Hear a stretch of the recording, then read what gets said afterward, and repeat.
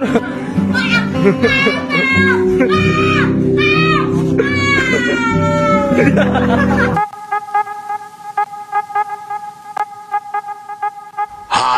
CSku, bertemu lagi dengan manusia Madasu di Easy Film. Baiklah, berikut ini gua akan meringkas perjalanan band bernama Mudvayne.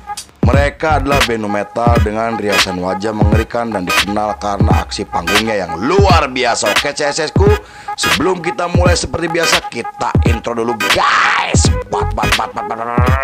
Manakah kita mencari manusia, membotakkan mata, mengosongkan jiwa, sayang kesunyian, tak lagi kau dengar.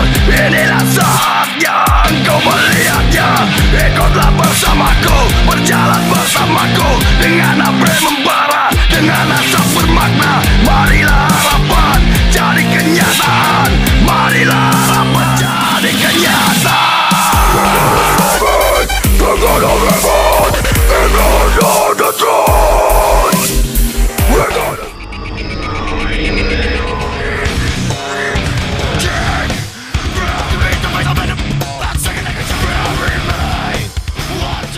Scene dibuka pada tahun 90-an ketika musik cadas di Amerika sedang berada di puncak ketenarannya. Situasi politik yang sedang terjadi di Amerika tidak mematahkan semangat anak muda untuk menciptakan karya sendiri. Kemudian munculnya band seperti Slipknot dan Mushroomhead membuat skena musik underground di Amerika semakin membesar. Di periode tersebut, tepatnya di tahun 1996, Greg Tribbett mengajak kedua temannya untuk membentuk band bernama Mudvayne. Ia membentuk band tersebut karena terinspirasi dari band metal legendaris seperti Pantera, Black Sabbath, dan masih banyak lagi. Meski saat itu mereka tidak begitu mahir dalam bermain alat musik, namun hal tersebut tidak menghambat Greg dan kawan-kawannya.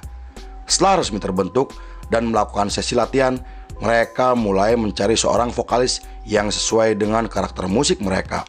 Kemudian, Greg meminta teman baiknya bernama Chad Gray untuk bergabung ke dalam band barunya, namun ditolak karena sibuk dengan pekerjaannya sebagai buruh pabrik. Tetapi setelah dibujuk oleh Greg dan kawan-kawannya, Gray akhirnya mau bergabung setelah memutuskan keluar dari pekerjaannya. Beberapa bulan kemudian, Mudvayne menggelar pertunjukan pertamanya di acara komunitas dengan formasi Gray pada vokal, Greg pada gitar, Shawn pada bass, dan Matthew pada drum. Penampilan mereka berhasil menarik perhatian banyak orang karena aksi panggungnya yang luar biasa. Walaupun mereka belum dikenal di skena musik bawah tanah, tetapi karakter Gray yang keras kepala membuat banyak orang mulai menyukainya.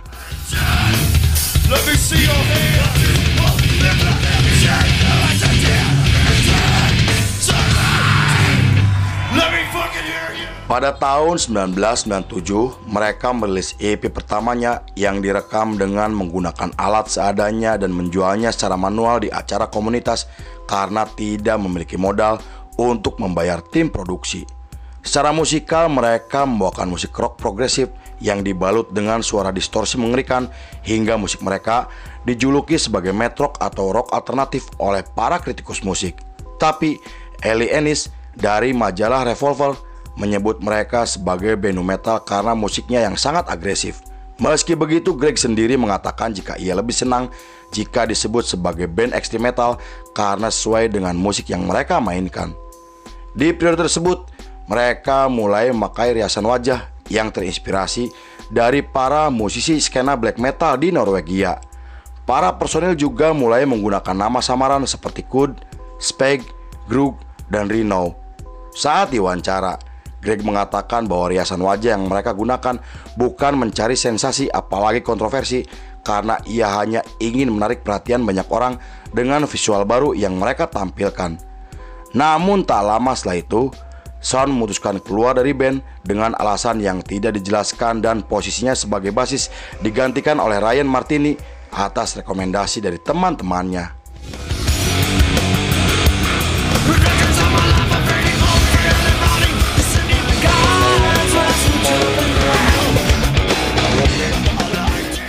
Pada tahun 1999, ketika mereka akan menggelar tur di Inggris untuk pertama kalinya, petugas imigrasi tidak mengizinkan mereka karena masalah visa.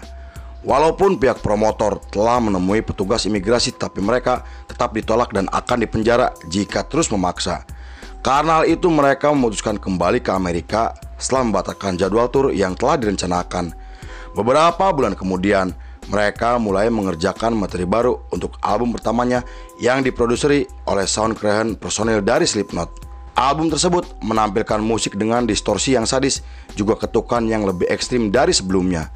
Bahkan Steve Richards dari manajer Slipknot sampai menyebut jika album mereka sebagai album ekstrim yang akan mengguncang industri musik Amerika. Pada tahun 2000, album pertama mereka akhirnya resmi dirilis dan mendapatkan banyak pujian kritis dari para kritikus musik. Selain berhasil sukses secara komersial, album tersebut juga menempati posisi 1 di tangga album Billboard yang membuat nama mereka mulai dikenal oleh banyak orang. Kemudian mereka mulai menggunakan riasan wajah bergaya film horor hingga menggelar tur bersama beberapa band lainnya seperti Slayer, Slipknot, Nothing Face, dan masih banyak lagi.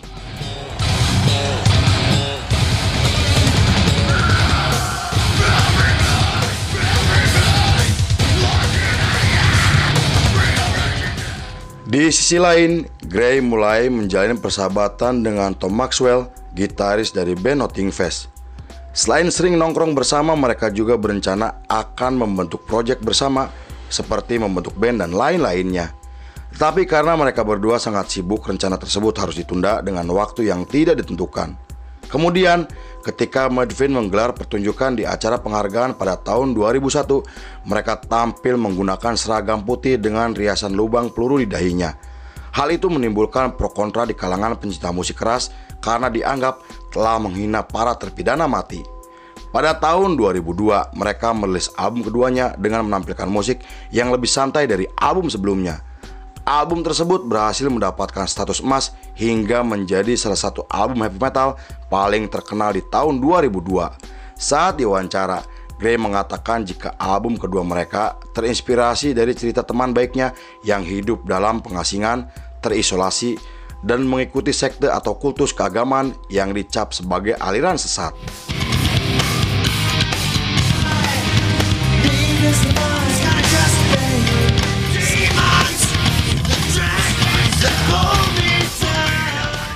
Beberapa bulan kemudian mereka kembali mengubah riasan wajahnya dengan menampilkan wajah seperti monster atau makhluk luar angkasa. Menurut Greg, penampilan baru mereka akan menambahkan aspek visual ketika mereka sedang melakukan pertunjukan. Tak hanya itu, mereka juga mulai menambahkan elemen eksperimental ke dalam lagu-lagunya untuk menciptakan karya seni yang luar biasa.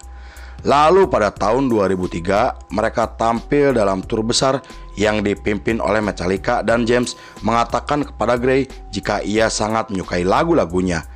Pada tahun 2004, mereka bergabung dengan label besar asal Amerika karena label tersebut tertarik dengan lagu dan aksi panggungnya. Saat itu, pihak label kemudian memberikan fasilitas kepada mereka hingga mendatangkan produser untuk album terbarunya. Namun 2 hari setelah mengerjakan materi baru, mereka berencana akan pindah ke pedesaan untuk mencari suasana baru selama menjalani proses rekaman. Tetapi saat itu sang manajer menolak usulan tersebut karena dianggap akan menghabiskan banyak anggaran. Meski begitu, mereka akhirnya tetap pindah ke pedesaan agar Gray bisa lebih fokus untuk menulis lagu barunya.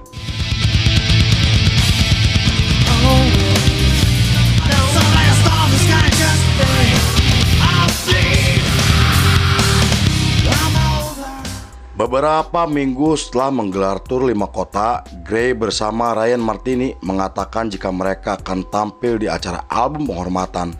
Album tersebut didedikasikan untuk mendiang Chuck, pentolan dari band metal legendaris yang meninggal dunia pada tahun 2001. Namun album tersebut tidak pernah dirilis karena masalah yang tidak dijelaskan, dan konon pembatalan tersebut disebabkan karena pihak produser tidak membayar royalti kepada keluarga mendiang. Pada tahun 2005, Gray mendirikan label sendiri untuk mewadahi band-band baru yang telah memiliki potensi. Mereka kemudian merilis album ketiganya dengan menampilkan satu lagu yang berhasil memuncak di tangga lagu Amerika.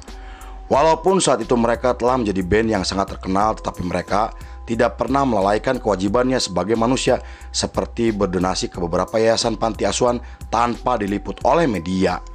Lost and Found is the new album from my next guest. Will be appearing.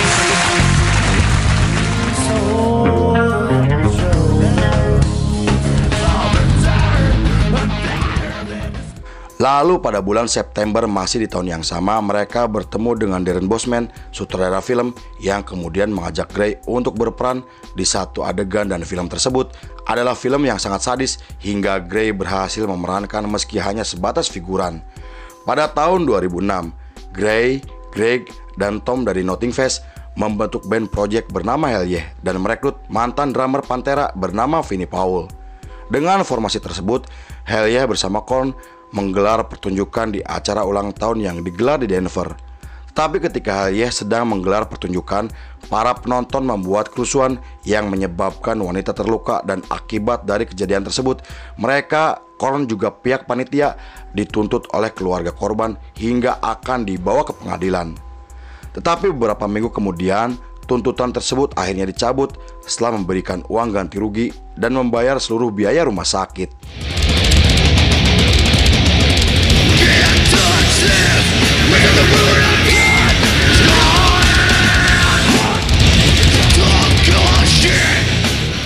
Selama musim panas pada tahun 2007, Gray dan Greg mulai sibuk dengan band proyekannya dan menggelar tur besar ke beberapa negara. Hal itu menimbulkan rumor yang mengatakan jika mereka telah mengabaikan Mudvayne demi keuntungan pribadi. Bahkan para penggemarnya sampai menjuluki mereka sebagai band mati suri karena tidak pernah menggelar pertunjukan setelah nama mereka sangat terkenal. Lalu di tengah spekulasi dan rumor yang semakin membesar, Greg akhirnya angkat bicara jika dirinya tidak pernah mengabaikan band yang telah membesarkan namanya dan menegaskan jika Mudvayne sedang mengerjakan materi baru untuk album keempatnya. Album baru mereka akhirnya resmi dirilis di tahun 2008 dan menjadi album paling ditunggu-tunggu oleh para penggemarnya. Selain menempati posisi 1 di 3 negara, album tersebut juga membuat mereka menggelar tur dunia untuk pertama kalinya. Walaupun sempat terlibat beberapa kali masalah dan ditolak masuk ke negara Rusia, tapi tur tersebut berjalan lancar meski Greg sempat digantikan oleh gitaris sementara karena masalah kesehatan.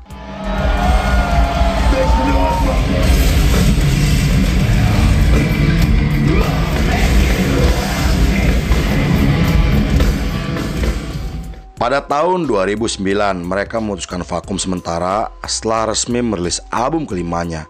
Saat itu mereka sempat menggelar 2 kali pertunjukan dan pertunjukan tersebut menjadi penampilan terakhir mereka.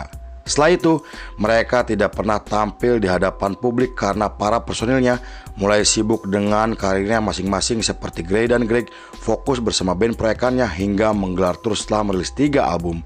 Kemudian Ryan Martini sempat tampil bersama Korn sebagai basis sementara untuk menggantikan Arviju karena saat itu istrinya sedang mengandung. Setelah 12 tahun menghilang dari industri musik, Mudvayne akhirnya muncul dan mengumumkan jika mereka akan menggelar pertunjukan besar di tahun 2021. Kabar tersebut mendapatkan reaksi positif dari banyak orang termasuk para penggemarnya. Beberapa minggu setelah pengumuman tersebut, mereka akhirnya muncul di festival besar yang digambarkan sebagai pertunjukan reuni. Karena hal itu, seorang promotor mengatakan jika dirinya sangat beruntung bisa menghadirkan mereka setelah vakum selama 12 tahun dan mereka menjadi satu-satunya band paling ditunggu oleh banyak orang.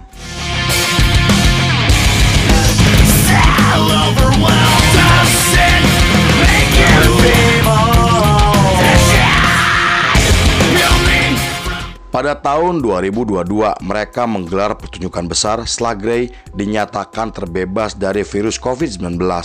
Kemudian mereka menggelar tur Amerika bersama The Freaks dan Rob Zombie yang semua tiketnya terjual habisnya dalam waktu yang singkat. Tetapi ketika mereka sedang menggelar pertunjukan di Boston, Gray terjatuh dari atas panggung yang membuat tur tersebut harus dihentikan karena Gray harus dilarikan ke rumah sakit. Sampai saat ini, mereka masih aktif dan telah diakui sebagai salah satu band metal yang cukup berpengaruh di Amerika.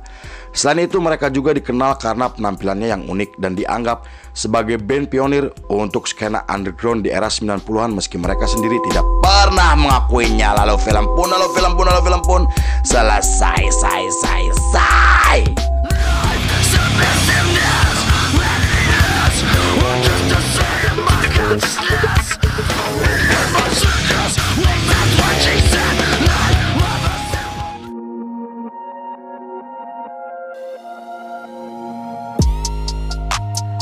Topeng bisa menutupi sifat aslimu, tetapi bahasa tubuh dan karakter tidak bisa dibohongi. By Tukang Cuangki. Oke cecesku, terima kasih sudah menyaksikan ringkasan ini gak selesai. Saya beserta jajaran Berandal Malam kembali pamit undur diri. Sampai jumpa di episode berikutnya. Bye bye, hampura balelolo wae cesku. Yeah.